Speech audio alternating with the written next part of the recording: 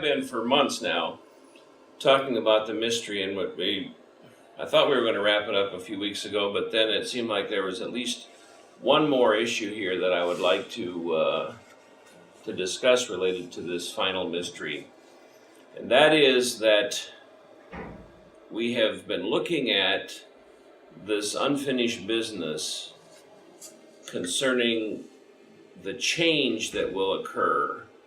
And the change that I'm referring to here is the change of name. As we've talked about up until now, we have seen from the first chapter of, from the first book of Corinthians, chapter 15, that we shall all be changed. We should be changed from mortal into immortality, from the perishable to the imperishable, from the corruptible into the incorruptible.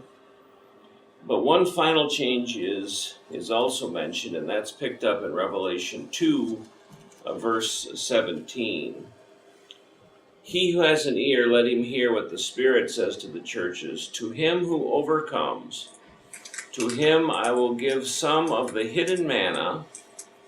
I will give him a white stone and a new name written on the stone, which no one knows but he who receives it. So here is the sort of final transformation that occurs. That somebody, that is God, will give to the overcomer, we'll talk about what that means in just a minute, three things: hidden manna, a stone, and then a name on that stone. This is a sort of culmination that brings one into full restoration. That oneness that we talked about that had been lost in the garden is now fully restored with this event.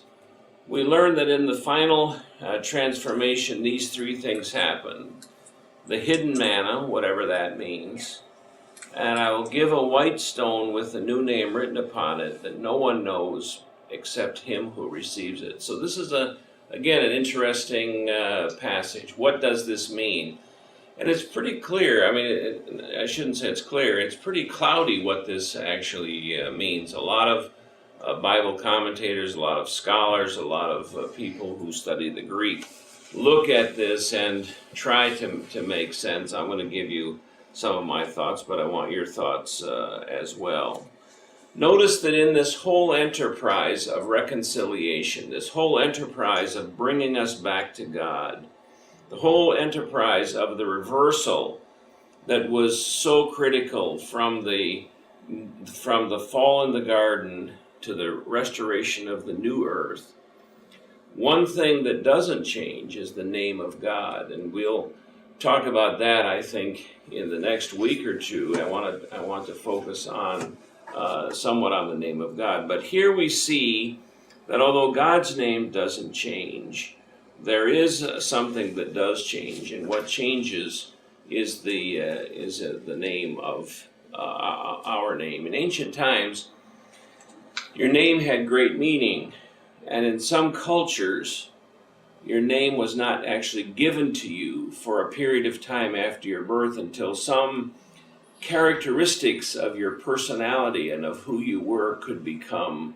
more manifest. This was particularly true amongst many Indian cultures, and I mean American Indian cultures, and maybe Eastern Indian as well, where it would take perhaps a year, 18 months, even a couple of years for the baby, the child, the infant to develop characteristics that would allow them to name the child in a way that was descriptive of who and what they are. The name was therefore delayed in its appropriation until some kind of special demonstration of personality was seen.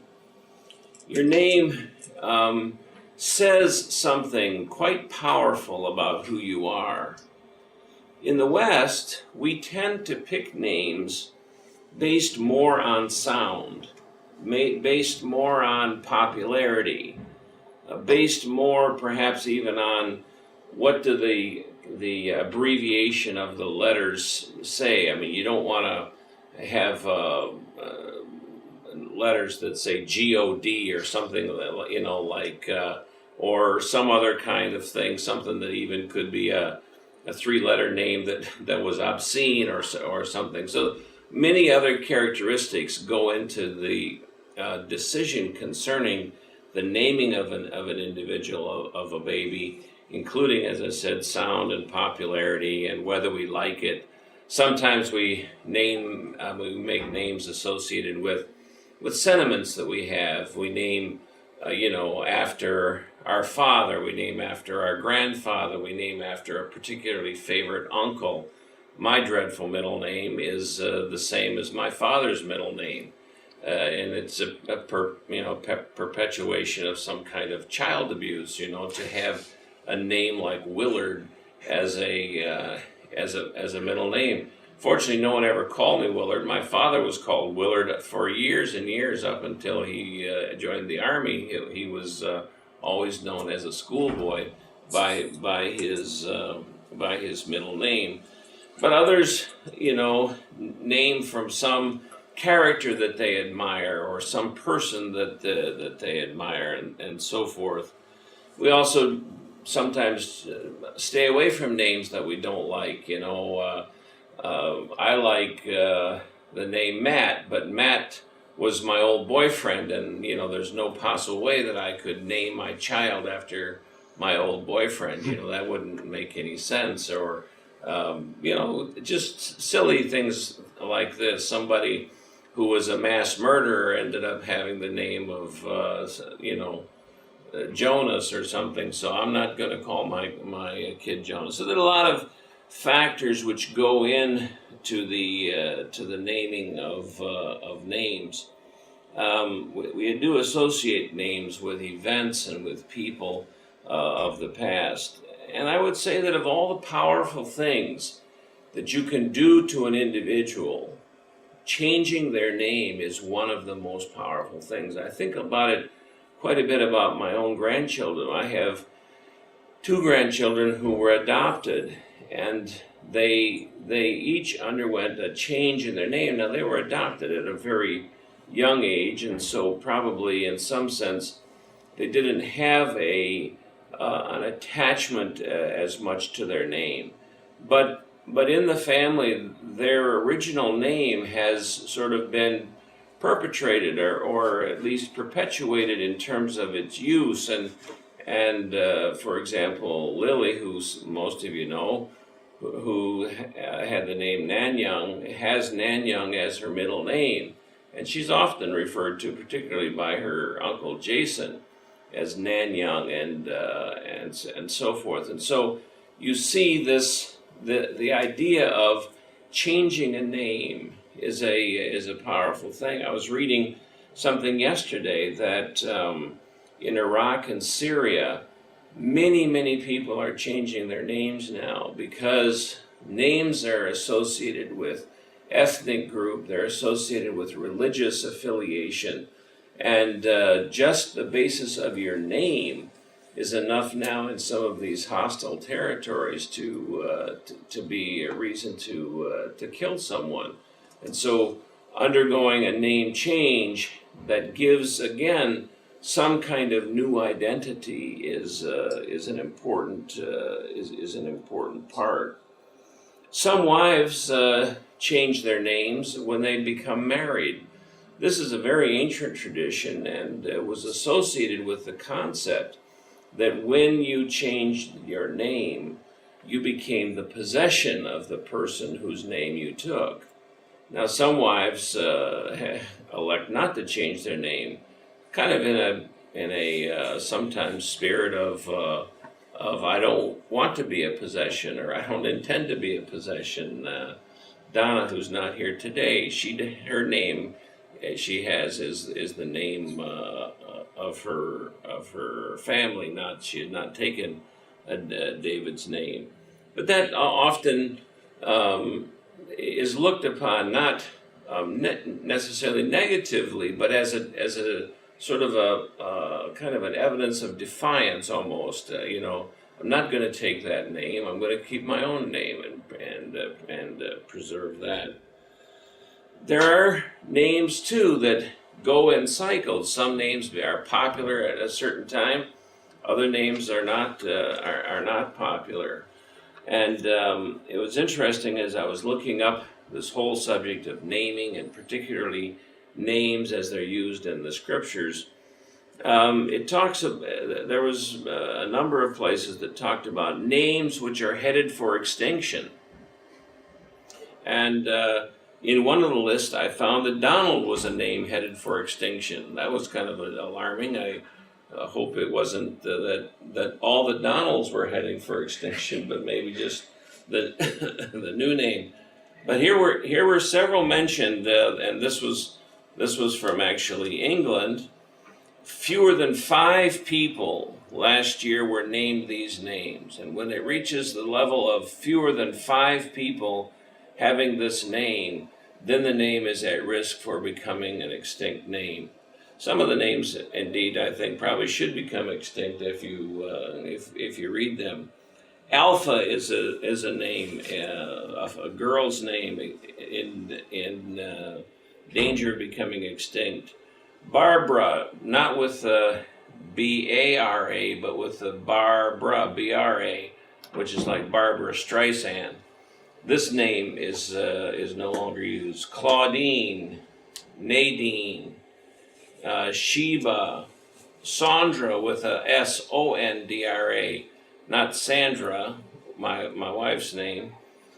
Thesby and Zelma, these are names that are likely in the next few years to become completely extinct in the English language. Amongst boys, Elmo and Inge, Llewellyn, Remus, Sherwood, Waldo. Where's Waldo? Waldo seems to be becoming almost extinct.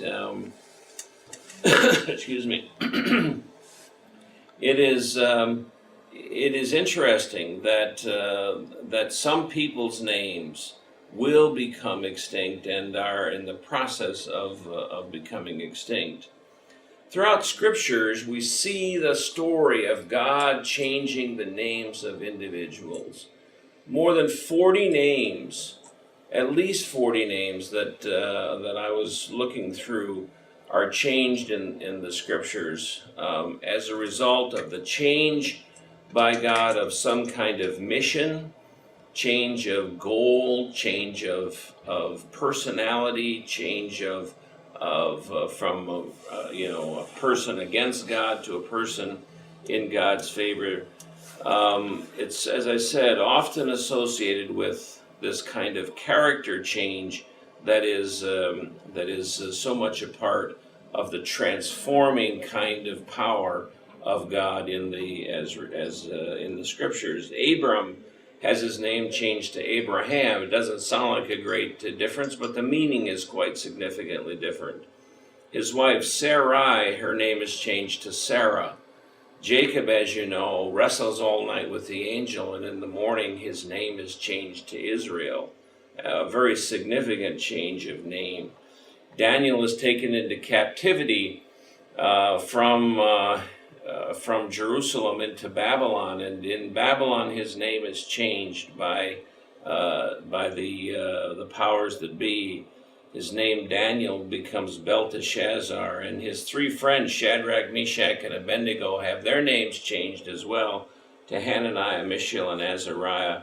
There are many, as I said, more than 40, perhaps 50 names that are changed.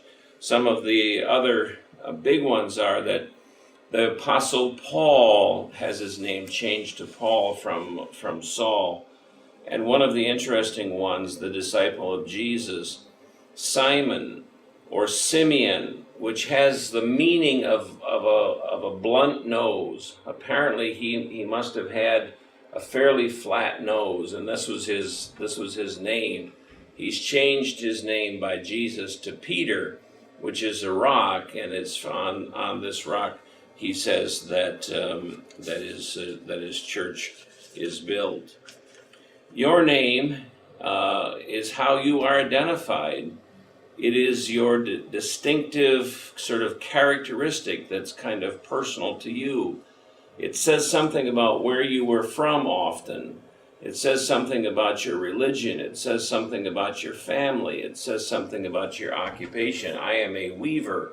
It means that back in England, my family was in the weaving business, and their occupation is one of the major components of name making, particularly in the English language. And as I mentioned, many people in the Middle East now, given the conflict between Shia and Sunni, between Christian and Arab, to have a name that distinctively shows you to be one or the other is a liability. And changing the name may be a matter of survival. In Revelation 2:17, as I mentioned, we see here that God plans to change our name. The final restoration, the final mystery, the final reversal of what happens in the garden, the final bringing back of oneness from where which was lost in the garden to the new earth. The final step in that is this changing of the name. As I said, much has been speculated about it, but I wanted to share with you some of my own thoughts concerning what this name change means. Verse 17 of chapter 2, "He who has an ear, let him hear what the Spirit says to the churches. To him I will give to him who overcomes, I will give some of the hidden manna, and I will give him a white stone and a new name written on the stone, which no one knows but he who receives it." The first thing to see, I think, is that whatever is happening here is happening at the insistence of God. This cannot be seen, as it is sometimes interpreted, as a reward for something which has occurred. And it begins, and I feel confident of that, because in the beginning, the very first thing that's given is some of the hidden manna, was the food that was given to the Israelites as they left Egypt on the way to Canaan. So on the way, and as we've said before, the road from Egypt to Canaan, the road out of bondage to return to the land flowing with milk and honey, to return to the promised land, is again a metaphor of mankind's return from bondage into the new earth. And we see that on the way, manna is the key ingredient that is the food of substance on the way to the promised land. And we see that the ubiquitous nature of this manna and the way that the manna is deployed, and I'm going to read this in a minute, is a very distinctive metaphor for grace. What we see is that in the story of the manna, in the story of the restitution, in the story of the renewal that takes place between Egypt and the promised land, manna becomes this piece that is the ubiquitous deliverance of God's grace and his sustaining power to bring them from the point of bondage back into the promised land. In verse 16 of Exodus 16, we read about this manna. "This is what the Lord has commanded. Gather it every man as much as he should eat. You should take an omer apiece, according to the number of persons each of you has in his tent." And the sons of Israel did, and gathered some much and some little. So the instruction was that you should take an omer, which is a measurement, and you should take 1 omer for everyone who's in your tent. It turns out, as most of us are, not very precise, not inspectors like Christopher and Jason.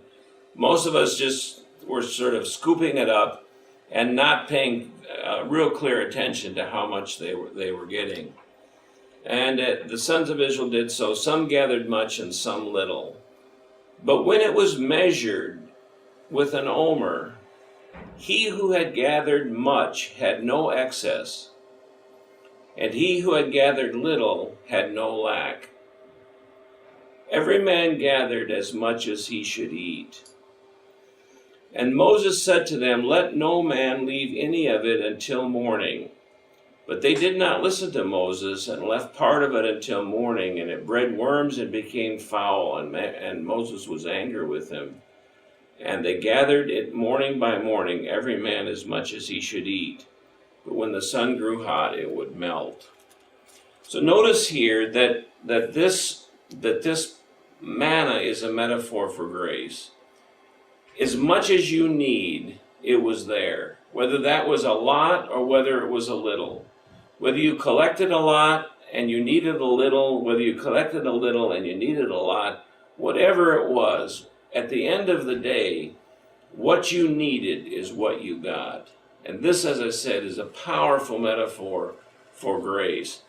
Moreover, this was not dependent upon the effort of the Israelite who's gathering it. As I said, if they didn't gather enough, they still had enough. If they gathered too much, they still, they couldn't, and it couldn't be kept over. This wasn't something that you can sort of hoard. You cannot hoard grace, and you cannot hoard this manna. If you hoard it, it becomes rotten, it becomes toxic, and it's, again, this, I think, a strong metaphor. Now, it's interesting that there was a place where manna could be hoarded, and that place was in the Ark of the Covenant. That within the Ark of the Covenant was three things. One was the table of stones, which had the Ten Commandments written on it. One was the rod of Aaron that had budded. And a third thing that was in the Ark of the Covenant was a container of manna. And this manna did not go bad. It was there perpetually, and it was there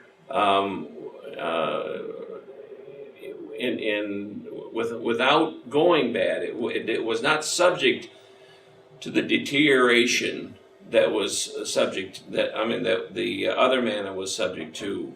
And I believe when it's referring here to the hidden manna, I believe it's referring to the manna, metaphorically speaking, that's in the Ark of the Covenant, the manna that has no propensity for going bad. It is perpetually good manna, and it is perpetually there, and is perpetually available. As much as it is that you need is what you will be provided. If you don't need very much, you don't need very much. But on the other hand, if you need a lot, you need a lot. And so, to me, this is a powerful promise to those of us who are in need of God's grace to see that this is part of the restoration of the new earth and the reconciliation that we've talked about so much. So to him who overcomes, I will give hidden manna, and I will give him a white stone and a new name that's written on it. Now, on this new stone, we have actually been told what it is that's written on it in addition to our name, and that's in Revelation 12, verse 11.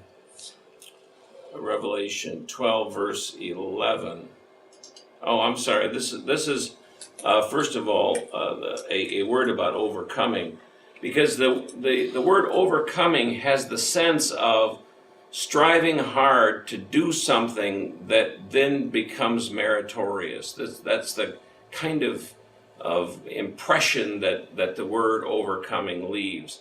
And when we talk about overcoming, it sounds like we're talking about working our way toward a reconciliation with God. But in Revelation 12, verse 11, it says, let Have I got the right passage here? And they overcame. This is now referring to those who have come to this position that we're talking about. They overcame because of the blood of the Lamb and because of the word of their testimony, and they did not love their life even to death. The key ingredient for overcoming is the result of the blood of the Lamb. This shows that the major piece of overcoming, and again, we will discuss overcoming in some detail in the future, but the notion that overcoming has a progressive set of being better and better and better and better to the point that you become good enough that now you can be the recipient of the white stone with the name in it, is really, I think, belied by this notion that the overcoming is because of the blood of the Lamb. This has the notion of a graceful sacrifice of God on our behalf. As I said, much has been speculated about this passage, and particularly what is this white stone. The hidden manna, I believe, as I said, represents this imperishable reservoir of grace that is always available, that has sufficient a need for everyone and in every time, that cannot be used, but it also cannot be underused. It cannot be hoarded either, because the hoarding of the grace results in its toxicity and its loss of its effectiveness. Now, the white stone is interesting because there are many theories about the white stone. One theory has to do that this is a judicial metaphor, that there are white stones and black stones, and that in court, if you were found innocent, you were given a white stone. And if you were found guilty, you were given a black stone. This may have something to do with it. I'm not saying that it doesn't.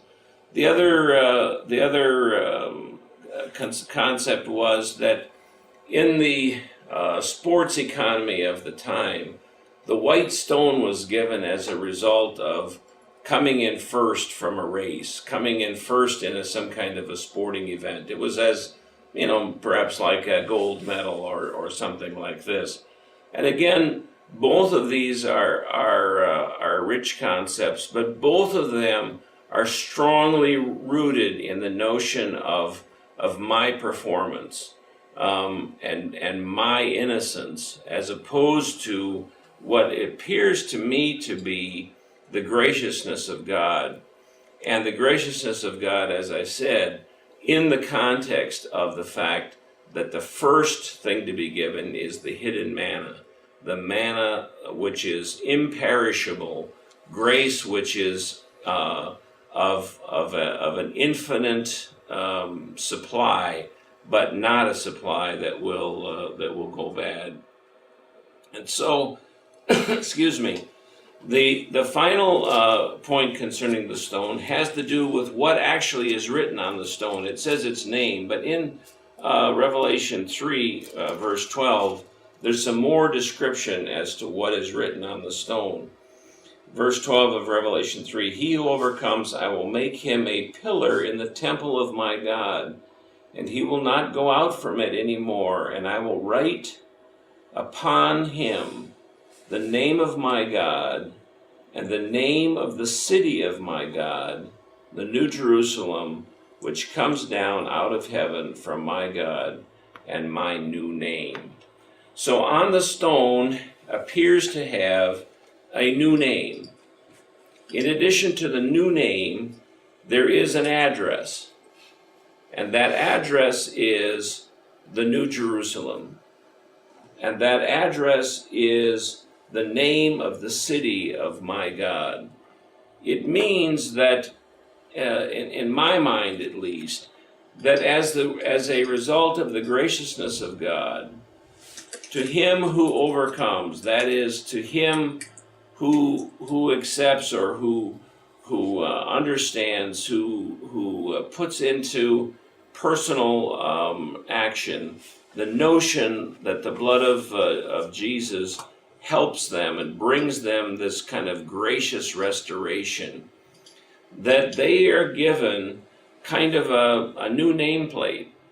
This new nameplate has on it not only their new name, but their new address as well. It has the address of the new heaven and the new earth, and it is as it were like your driver's license, and you can simply carry it with you.